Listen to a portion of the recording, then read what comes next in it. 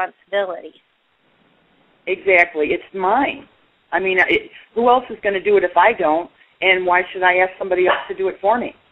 I had fun doing it because I thought, okay, this guy's going to go, this guy's going to go, this guy's going to go, and it actually became an enjoyable experience because I wound up with a list of about 75 people just in one area that are going to be out of here and away from my resources, my water, my electricity, and my transportation control. And that's what they do. And it is international standards. And the more research I did, the more I was just shocked. And nobody elected these people. They were appointed. Mm-hmm. So, no, nobody's going to come in and do this for me. I'm going to take this to my sheriff when this is done and say, here, you go check these people out because they're illegal. They're working for a corporate government that is now illegal. And I'll have their names. There's another comment or discussion going on regarding the sheriffs being as corrupt as Boss Hogg, which we know a lot of them are. Well, some of them are. A vast majority of them are. We understand that. But you know what, guys? I know, my son is talking about when he gets out, he wants to run for sheriff here in my county. Well, wait, Deatra, wait a minute. Qualify that when he gets out. He's out of the military, not out of jail. Out of the military. Yeah, out of the military. Sorry, okay. Well, at this point, it's just about the same damn thing. I know. But anyway, yeah, he wants to run for sheriff here in our county. And one of the things I was thinking about, how many of your sheriffs out there have actually done active duty military time and have served in combat? I'm not going to say that, they all have to. But the people that I have noticed, even within the military, the ones who really seem to know the truth regarding the corporation and all the unlawful organizations, groups, businesses that are claiming to be our bosses, the only ones who really seem to understand fully are those that have been in active duty combat in other countries. Well, and not only that, Deatra, it's not the office of sheriff that is corrupted. It is the man. It's the individual. That's what I'm saying. It is the individual. That's what I'm saying. How many of them have actually done active duty military work and really understand? Because it's our active duty that are learning. It's our active duty that have been in combat that seem to understand what's really happened and are the ones that would make, in my opinion, the best sheriffs. Yeah, and stop and think about this. I live in a county that's about half and half. It's about half light and half dark. And I'm not referring to the population. We have a good sheriff. He means well. He's recently elected in the last couple of years. But many of his deputies are as dark as they come. Mm-hmm. Okay? So it's half and half. Now, when all of this comes down the pike, like we said, it's your responsibility to identify the corruption in your own town, and it has to start in your own town. You cannot have clean counties and clean states without clean towns. So you realize that your sheriff is corrupt all the way. Well, fine and dandy. You guys voted him in. You can certainly take him out. Stop and think. Who would you put in his place? Who in your town do you think is qualified, capable, and honest, who will take the oath and do honor to the town by keeping that oath to protect and serve you, your family, your neighborhood, and your county? Don't just think about taking people out. Stop and think who you want to put in there, because that's how we have to fix it. There are not, that's something that the Turner organization, tried to convince so many people, and so many people really are still buying into it. Right. That there are vacant seats of office. Oh, that no. our republic was vacated. Okay, people, no. The seats are not vacated. There's just crooks sitting in them. Right. Okay? We need to vacate them and replace those seats of office with honorable men and women. And I sent a message out earlier today to announce this call. And there was a message in there for all the ladies on a happy Mother's Day. Okay, I want everybody out there, I really hope you had a peaceful and restful and loving Mother's Day. But, okay, timeout's over. Now it's time to roll your sleeves back up and get back to work because we got a nation to save. And this is aimed at the women out there. The guys, you don't get your special day till next month. This is Mother's Day. And it's time to stop and think, not just what it is to be a mother, to be a grandmother. We all of us who are mothers and grandmothers, we already know that. And we take it very seriously. So what are we going to do to fix this mess, and make sure our kids and our grandkids don't get the future that they have planned for them? Finish off your Mother's Day by giving that some thought. Right. Well, all because you love them. Right. Well, I never said that every sheriff was corrupt. I'm just saying, that a lot of them that are in the military that want to run for sheriff, to some, people are saying, oh, no, because, they come home with all these illnesses and PTSD.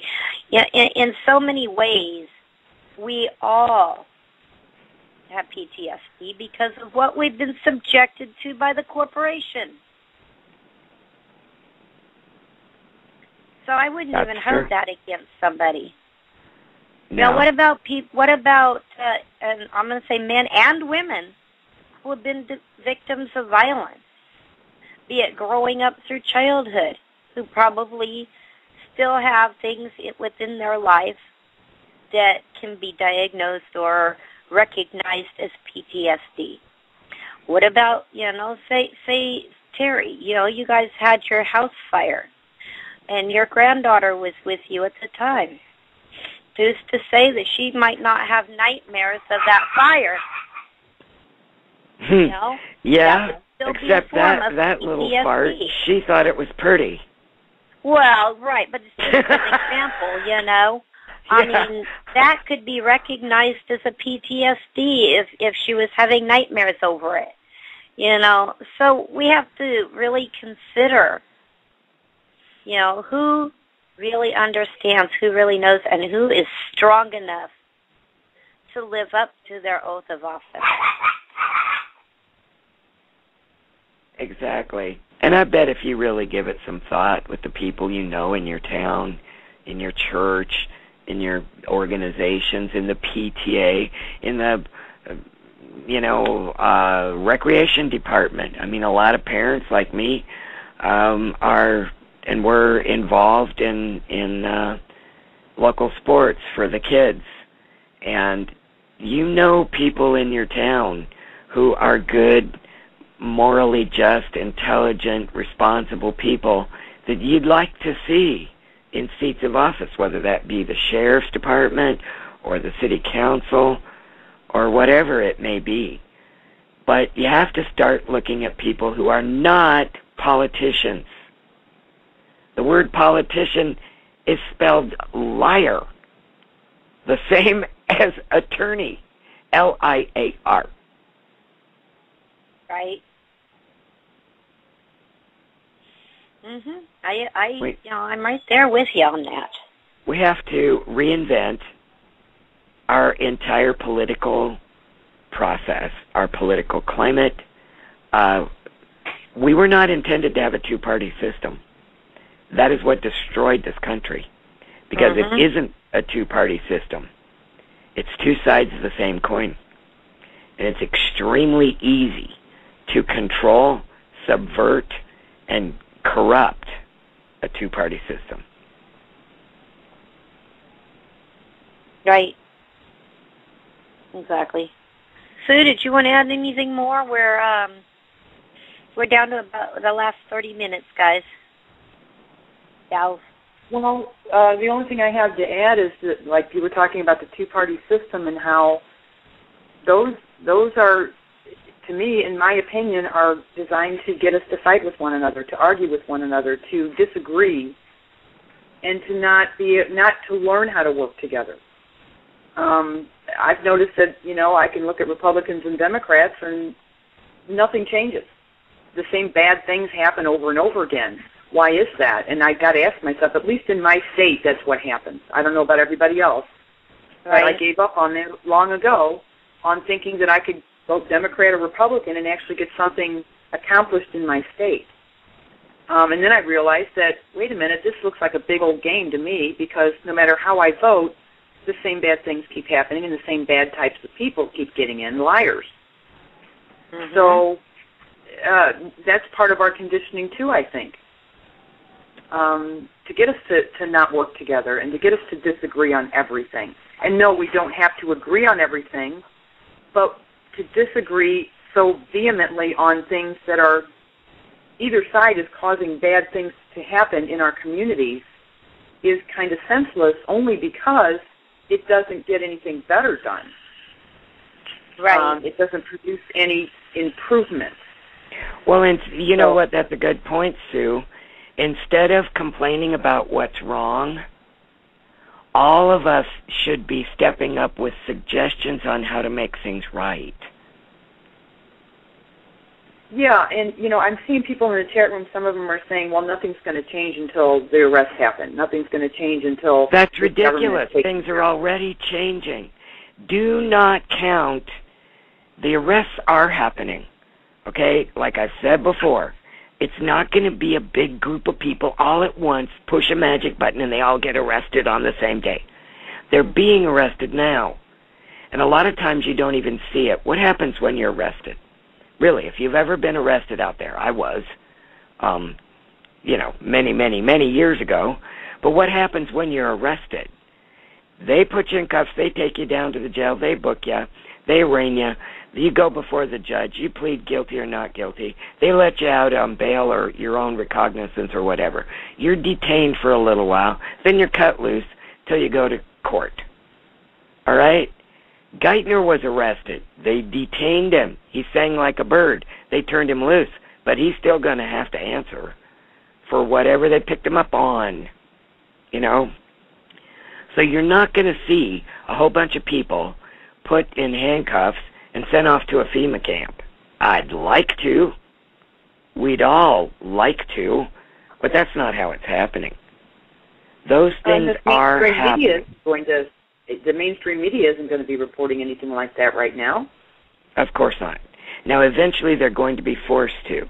They're going to have to, because some of these arrests are going to be very public. They're going to be people that are so widely known, especially in this country, that they have to report on it. And the first time you see that, it'll happen a lot faster. But that does not mean that we can't start making a difference right now. Those of us working in the debt elimination arena, teaching people how to take their power back and go after fraudulent debt collectors, you think we're not making a difference? You know what the attorneys are calling us now? Vigilante litigants.